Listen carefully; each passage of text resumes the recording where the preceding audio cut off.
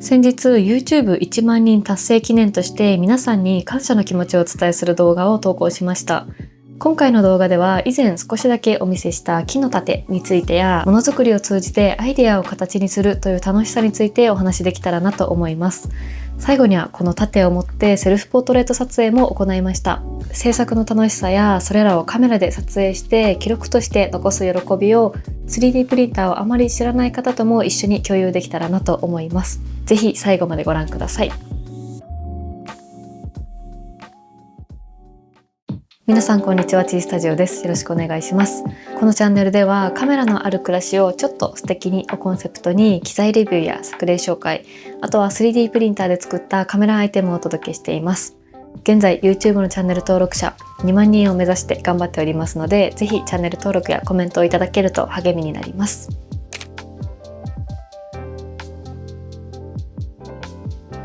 ということで早速なんですが、まずは完成したこちらの木の盾をご紹介したいと思います。こちらは YouTube1 万人達成記念として何か自分で作りたいなと思ってブレンダーというソフトで一から作ったものになります。YouTube は10万人を達成すると銀の盾、100万人を達成すると金の盾が送られてくるというお話がありますが、残念ながら1万人では盾は届かないんですよね。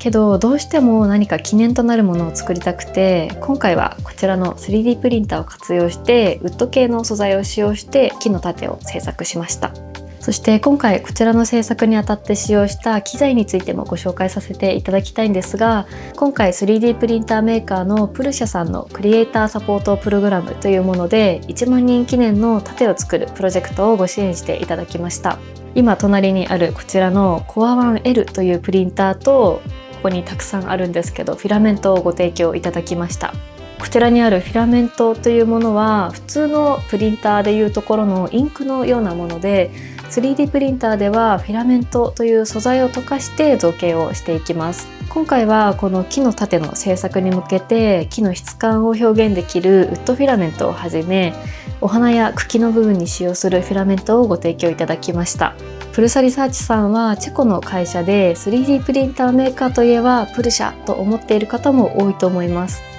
私自身もいつかは使用してみたいなと思っていた憧れのメーカーさんでした。今回ご提供いただいたこちらのプルサ Core 1L という 3D プリンターですが、大きな特徴として印刷物のサイズの大きさにあります。これまでは 250mm 角を印刷するのが私が持っている 3D プリンターだと最大だったんですが、今回は 300mm ほどある大きな作品を作りたかったので、より大きな造形物を印刷できる Core 1L をご提供いただきました。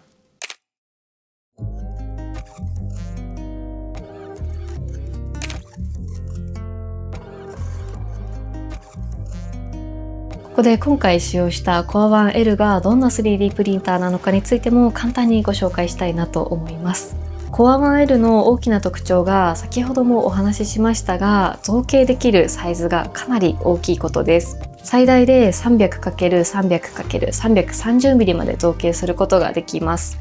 通常の Core 1というプリンターが 250×220×270mm なので、それと比べてもかなり大きなものを作れるようになっています。大きな作品を作ろうとすると、プリンターによってはモデルをいくつものパーツに分割して印刷して、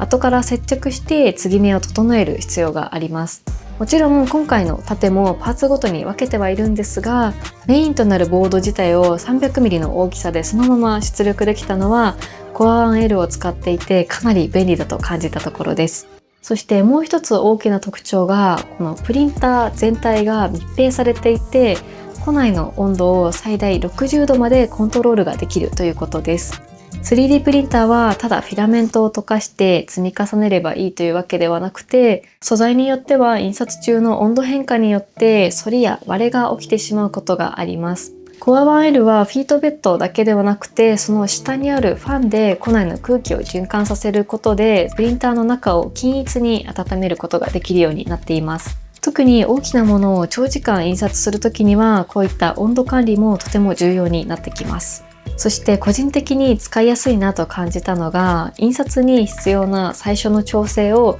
ほとんどプリンター側で行ってくれるということです。印刷する前にはベッドの温度を自動で測定してくれますし、1層目の高さについてもロードセルというセンサーを使って自動で調整をしてくれます。3D プリンターというと使い始めるまでに細かい調整が必要というイメージもあるかもしれないんですが、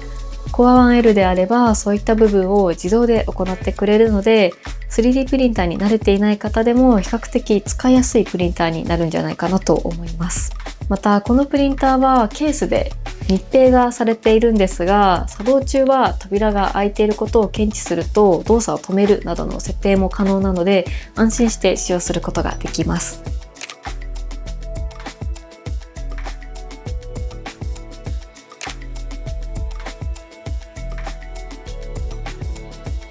そして他のメーカーのプリンターも使ってきた中で、プルシャならではだと感じたのが、購入した後も自分で手を加えながら長く使い続けられるように作られているということです。新しいモデルや機能が登場した場合でも対応するアップグレードキットが用意されていることがあり、プリンターを丸ごと買い替えるのではなくて、必要なパーツを交換しながらアップグレードしていくことができます。またプルシャは 3D プリンターのデータを公開しているので、自分でもカスタマイズができます。世界中の 3D プリンターのコミュニティで改善を行っていくムーブメントにもなっています。私がご提供いただいた Core 1L も先日アップグレードのアナウンスがあり、その中にはベルトの強化やノズルを自動で拭いてくれるノイズバイパーも追加されています。今回ウッドフィルで何度も印刷していると、ノズルの周りにフィラメントが付着して汚れることもあったので、これは個人的に嬉しいアップデートだなと思っています。また本体の一部には 3D プリントされたパーツが使われていて、自分でパーツを作ったりしながら使いやすいようにカスタマイズすることもできます。こうやって自分で手を加えながら自分に合った1台にしていけるっていうところもプルシャならではの魅力だと感じました。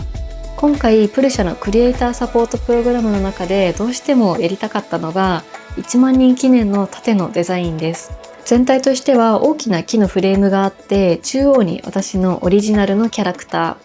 その下に YouTube1 万人ありがとうという言葉と T スタジオのロゴを入れています。この盾は10月に予定している写真展示でも写真と一緒に飾りたいなと思っているので、実際に展示した時にも存在感が出るように盾らしく厚みを持たせて作りました。Core 1L は最大 300mm まで出力ができるので、メインとなる盾の縦幅は印刷できる最大サイズの 300mm で製作をしています。そしてそのボードを囲むように別のパーツで作った枝を取り付けています。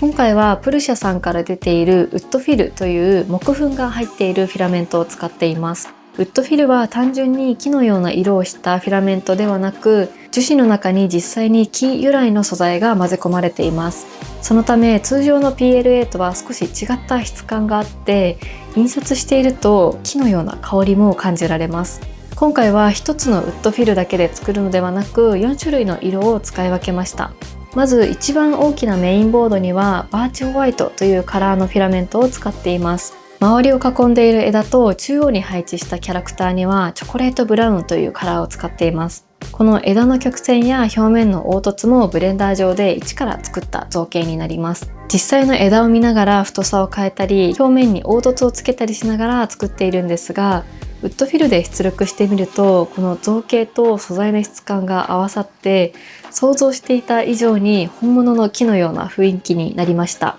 木粉が入っているということもあって、近くで見ると少しマットな質感がありますし、香りまで木に近いというところもリアル感があって面白いところです。そしてテキストの部分には少し色味の違うパステルブラウンというカラー、中央のキャラクターの下に配置している長方形のプレートは明るい木の色をしたリンデンライトを使用しました。さらに枝の周りにはカメラをモチーフにした4つの小さなオブジェクトを配置しているんですが、こちらもそれぞれウッドフィルを使っています。カメラだったりレンズだったりオリジナルのキャラクターを入れてみました。同じウッド系のフィラメントでも色味がそれぞれ違うので、どの組み合わせにしようかなと考えながら作るのも楽しかったです。そしてつるや葉っぱに使っているのがオパールグリーンという PLA フィラメントです。少し深みのあるグリーンで程よく光沢感があります。遠目で見ると分かりにくいんですが、近くで見ると少しラメのようなキラキラした素材も入っていて、光の当たり方によっては見え方が変わるのが特徴です。お花のパーツにはウッドフィルムを使いつつ、桜ピンクというカラーのフィラメントを使用しました。この桜ピンクは以前プルシャさんの公式の X で発売されることを知った時からずっと使ってみたいなと思っていたカラーでした。今回フィラメントを選ばせていただけるということで、これはぜひ使ってみたいと思って選びました。実際に使ってみると、先ほどご紹介したオパールグリーンとの相性もすごく良くて、今回のお花のような小さな装飾にもぴったりでした。今回いろいろなフィラメントを使ってみて、素材の質感や色を選ぶところも作品作りの大切なところなんだなと改めて感じました。完成品だけの印刷時間としてはトータルで30時間ほどかかっています。ただその前のモデリングやテストプリント、失敗したものまで含めると実際にはかなりの時間をかけて作りました。本当であればもう少し皆さんに早くお見せしたかったんですが、思っていた以上に完成までに時間がかかってしまったなっていうところが正直なところです。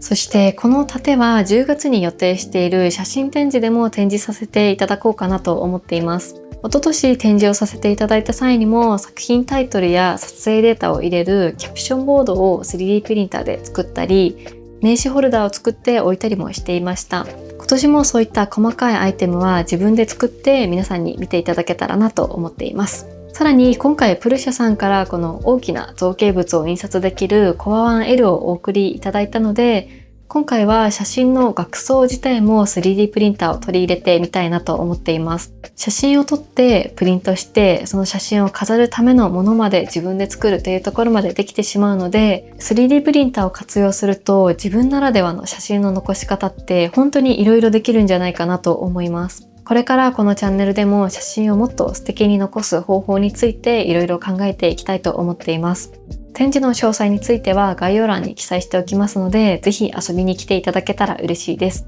写真のことだったり 3D プリンターのこと、何でも気軽に皆さんとお話できたら嬉しいです。さあ、そして最後ですね。せっかく1万人の記念として盾を作ったので、この盾を持って写真も残しておきたいなと思います。今回はセルフポートレートを撮りに行こうと思います。使うカメラはソニーの α7C2、レンズは FE50mm f1.2 GM を使って撮影したいと思います。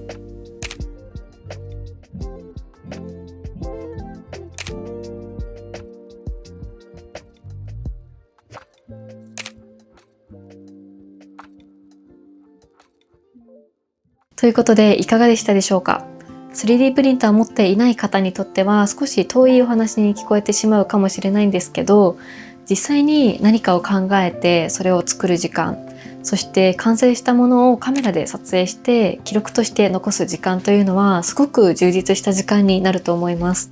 今回プルシャさんからこういった機会をいただいたことで YouTube1 万人という一つの節目を盾という形でも写真という形でも残すことができました。私自身今回1万人という節目を 3D プリンターを使って実際に形にしてみて、改めて頭の中にあるアイデアを自分の手で形にできることが 3D プリンターの一番面白いところなんじゃないかなと感じました。プルシャさんもものづくりを通じてアイデアを形にするということを大切にされていることを知りました。今回制作させていただいた盾もそうですが、自分の活動だったり大切な思い出だったり、そういったものをデータの中だけで終わらせてしまわずに、実際に手に取れるものとして残していく。